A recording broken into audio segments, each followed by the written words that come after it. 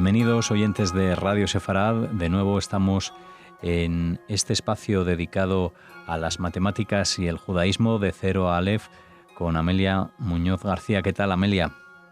Buenas tardes. Bueno, de nuevo, como decía, nos acercas las matemáticas aquí a Radio Sefarad y hoy lo haces para hablar de Hugo Dionisi Steinhaus, un matemático judío polaco que, según nos comentas, pasó toda su carrera profesional trabajando en universidades centroeuropeas. Cuéntanos, háblanos de su vida, de su obra y qué es lo que más destaca de ella.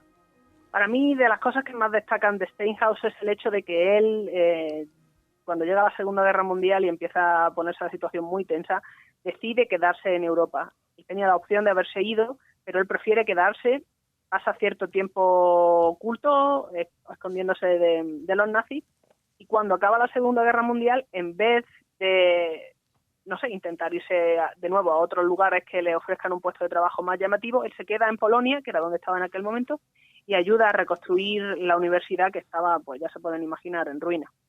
Para comentar un poco de la infancia de Steinhaus, él va a vivir entre 1887 y 1972 y nace en Haslo, Galicia, que pertenece al Imperio Austrohúngaro, aunque actualmente es Polonia. Él va a nacer en el seno de una familia judía bastante acomodada, podríamos decir. Steinhaus se preciaba de hablar varios idiomas, entre otros el alemán, que consigue aprender en buena parte por su cuenta, debido a que en un momento determinado sufrió una enfermedad, siendo muy joven, que lo deja inmovilizado en su cama durante varios meses. Entonces él, por medio de un libro de cuentos y sus ganas de aprender, consigue ir sacando adelante el alemán, y bueno, esto le vino bien pues tras un periodo en el Instituto de Haslo entre 1896 y 1904. Va a entrar en la Universidad de Leópolis para estudiar matemática y filosofía, pero solamente se va a quedar un año. El resto de su formación la va a recibir en facultades alemanas. Específicamente va a pasar unos meses en Múnich y el resto del tiempo lo va a pasar en Göttingen, donde se gradúa y recibe su doctorado summa cum laude en 1911, con una tesis sobre nuevas aplicaciones del principio de Dirichlet. Estando en Göttingen, Steinhaus se había codeado con algunos de los matemáticos más ilustres del momento. Por ejemplo, el propio Hilbert va a ser quien le lleve la tesis. Sin embargo, en vez de quedarse allí, decide volverse a Haslo e investigar por su cuenta. En aquel momento sus intereses se centran en las obras de Lebesgue, las que tratan sobre integrales y sobre series trigonométricas, específicamente. Así, Steinhaus desarrolla su interés por el análisis gracias a un autor que en aquel momento va a ser poco conocido fuera de Francia. Hasta donde yo sé, él se va a leer la obra en francés, que va a ser otro idioma que él domina bastante. Steinhaus ayuda a introducir esta nueva idea en Polonia, pero no antes de la Primera Guerra Mundial.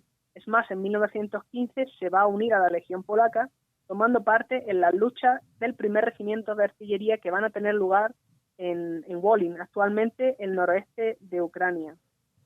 En 1916 va a ser desmovilizado y se va a Cracovia a trabajar en la Oficina Central de Reconstrucción. Afortunadamente para las matemáticas polacas, Steinhaus lleva a cabo en ese año lo que él decía ser uno de sus mayores descubrimientos. Va a conocer al joven estudiante Stefan Banach. La anécdota es conocida y es bastante llamativa, la verdad. Hugo estaba un día paseando por un parque cuando oyó a alguien decir la expresión integral de Lebesgue. Como era algo que a él le interesaba, pues se decide a acercarse al origen y encuentra a dos estudiantes de matemáticas y tras presentarse uno y otro, acordaron reunirse de manera regular. Poco después, Steinhaus y sus jóvenes colegas Banach y Nikodym fundan la Sociedad Matemática de Cracovia, 1917. 2 años después, en septiembre del 19, la sociedad va a absorber a un organismo similar con origen en Varsovia, constituyéndose en Sociedad Polaca de Matemáticas. Para cuando acaba la Primera Guerra Mundial, Steinhaus ya ocupaba un puesto de profesor asistente en la Universidad Jan Kazimierz en Leópolis, donde colaboraba con Banach no solamente en investigación, sino también en asentar las bases de la Escuela de Análisis Funcional.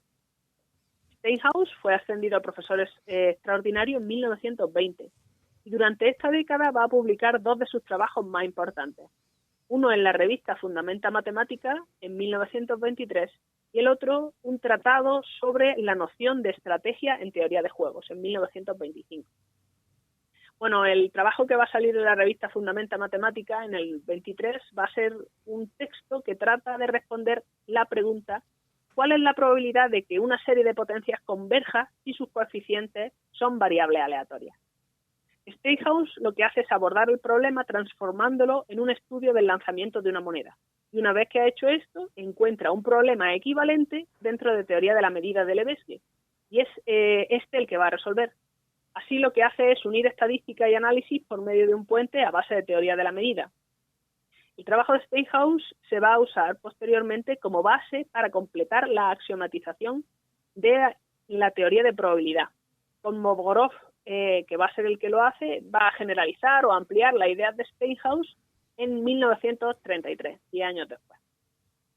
Bueno, con respecto al artículo del 25, el definiciones para una teoría de juego y búsqueda, Hugo lo que va a hacer es proponer el siguiente resultado: sea un juego para dos con información perfecta, que acaba en victoria en un número finito de pasos para uno de los dos jugadores. Entonces existe una estrategia ganadora para uno de los jugadores. Es decir, que es un juego que después de 10, 12, 15, 20 jugadas se termina. Bueno, él lo que hace es demostrar este resultado y proponer que se haga axioma considerando que las jugadas pueden ser finitas o infinitas. Y este axioma, que se llama axioma de determinación, lo que va a acabar haciendo es contradecir el axioma de elección y por tanto da lugar a un nuevo entorno de trabajo que ha sido ampliamente trabajado desde entonces. Bueno, además de forjar la escuela de Leópolis, Steinhaus se propone fundar una revista que va a llamarse Estudia Matemática en 1929, y lo va a hacer en colaboración con Banach. Y Steinhaus va a ocupar el puesto de editor principal. Esta revista, que se dedica al análisis funcional, tiene a día de hoy una difusión internacional. Y bueno, también mencionar que en 1937 Steinhaus y Kasmark publican Teorías de series ortogonales, como parte de una floreciente serie de monografías que van a estar editadas por un equipo de matemáticos en Leópolis, a los cuales pertenece el propio Hugo. Su libro más famoso, sin embargo, va a ser el Mathematical Snapshots, publicado en este mismo año, en el 37. Va a ser un libro orientado a la enseñanza de las matemáticas a través de imágenes. El libro recoge una serie de fotografías sobre objetos tan diversos pues como panales de abejas, que él va a emplear como inspiración para escribir sobre teselación de plano. También va a haber imágenes de mapas y pompas de jabón, que utiliza para hablar sobre geodesia y proyección en el plano, entre otros. Y también va a tener, por ejemplo, tornillos y vasos, que va a utilizar para hablar de curvas que se repiten en la naturaleza y el porqué de que estas curvas se repiten. En definitiva, se trata de un texto con carácter educativo, pero no solamente para niños, sino diseñado para cualquier tipo de lector. Que además se ha transformado en un bestseller y ha inspirado a muchos profesores y a muchos docentes desde entonces hasta el día de hoy. Uh-huh. Bueno, llega 1939 y estalla la Segunda Guerra Mundial, y aunque toda Europa va a sufrir las consecuencias del conflicto, cuando más va a afectar a Steinhaus es a partir de 1941. Que es cuando las tropas de ocupación alemanas van a tomar Leópolis a principios del verano. ¿Por qué va a ser eso? Bueno, pues porque Hugo era catedrático de análisis en la Universidad Estatal de Ucrania, lo que antes era la antigua Universidad Jan Kazimierz, y también era instructor en la Academia de las Ciencias de Kiev, y va a tener que abandonar Leópolis cuando llegan los alemanes.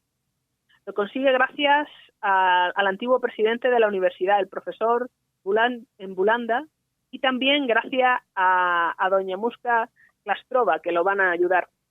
Hugo va a ser acogido en la casa de Vito Lotto, un antiguo secretario de la oficina de la tesorería de la universidad, y bueno, va a vivir bajo una identidad falsa, la de Gregory Krochmanli. Tiene que abandonar la ciudad y adoptar una identidad falsa, después de que lo descubrieran oculto en la casa de uno de sus colegas, el profesor Benedict. Lo encuentran porque, a pesar de que él no salía nunca de casa, sí que lo hace su esposa por necesidades vitales, porque había que comprar cosas y tal. Total, que cuando huye, primero lo va a hacer a Osinica y después a Berdechov, gracias a la ayuda de Józef Laski, un miembro de la resistencia polaca. Al llegar a Berdechov, que va a ser su destino final, no va a quedarse de brazos cruzados, sino que, muy al contrario, se va a unir a la Universidad en la Sombra, que estaba funcionando allí, y va a tomar parte como profesor en cursos clandestinos. Cuando por fin acaba la Segunda Guerra Mundial y la Universidad Polaca en general, y en particular la Facultad de Matemáticas, consiguen localizarse los unos a los otros, se dan cuenta de que aquello está en ruinas, tanto financieramente como en términos de personal. Steinhaus se pone manos a la obra en los trabajos de reconstrucción y a partir de 1945 lo podemos encontrar a él y a toda su familia en Varsovia. Hugo va a ayudar a montar la Facultad de Matemáticas, Física y Química, de la que va a ser decano y catedrático también en el Departamento de Matemáticas Aplicadas, durante el periodo 1948-1962. A estos títulos se van a añadir el de presidente de la Sociedad Polaca de Matemáticas en la sección de Varsovia y el de secretario general de la Sociedad Científica de Varsovia. También en 1945 va a ser nombrado miembro de la Academia Polaca del Conocimiento, ascendiendo a miembro de pleno derecho en 1952. Bueno, antes de seguir mencionando títulos y cargos, me gustaría comentar algo más de su faceta investigadora. Claro. A pesar de que no va a ser un asiduo del café escocés, Hugo tenía mucho interés en el planteamiento de problemas y en las reuniones que se llevaban allí a cabo, unas reuniones informales cuyo objetivo era pues reunir a varios matemáticos, a los matemáticos que estuvieran allí en aquel momento, y plantear y resolver problemas en un entorno pues más acogedor quizá que la universidad. Bueno, pues el libro del café escocés se va a perder, entre comillas, cuando empiezan a ocupar Polonia unos y otros, y se especula con que Steinhaus es el que lo guarda durante todo este tiempo, incluso la época en que tiene que estar oculto, porque él va a ser, Steinhaus, el que consigue reenviárselo a Ulam, que está en Estados Unidos, que luego lo va a traducir y publicar. Entonces Steinhaus se va a interesar mucho en esto, no porque fuera muy asiduo del café escocés, sino porque le interesaba mucho el trabajar a través de problemas. Y bueno, con respecto a otras contribuciones, tenemos el famoso teorema de Banach-Steinhaus de 1927, que va a ser una herramienta indispensable en espacios de Banach dentro de análisis funcional. También hemos hablado de sus trabajos pioneros en teoría de juegos y las consecuencias que estas tienen en teoría de probabilidad, de la que se considera un cofundador. Todo esto es matemáticas, pero eso no quita que cuando regresa a la vida pública lo hace en un puesto de matemática aplicada, totalmente justificado, como verán. Pues fíjense que colabora ampliamente con médicos, llegó a obtener un doctorado en medicina por su aplicación de la estadística en problemas de biología, así como colabora con ingenieros, con geólogos, con prospectores de petróleo, con geógrafos, ayudando a medir la longitud del terreno por medio de curvas planas, lo cual le lleva a desarrollar un longímetro para medir longitud de curvas en mapas, patentado por él mismo. Y bueno, también va a ayudar en la ley civil, aplicando estadística en casos de paternidad. Hay un artículo de 1958 publicado en una revista de leyes polacas que se considera algo así como una base para este tipo de casos. Y bueno, seguro que se me están olvidando un montón de ramas, incluida la docencia. Bueno, esto lleva a cierta dificultad a la hora de establecer el número de artículos que Steinhaus va a publicar. ¿Se cuentan o no se cuentan los que no son de matemáticas? Si sí se cuentan, el total asciende a 247 contando libros. Bueno, cuando nace la Academia Polaca de la Ciencia, en 1951, él va a ser elegido miembro y también fue editor de la Colloquium Mathematicum desde su fundación en 1947, así como jefe editor durante una década de las aplicaciones de las matemáticas.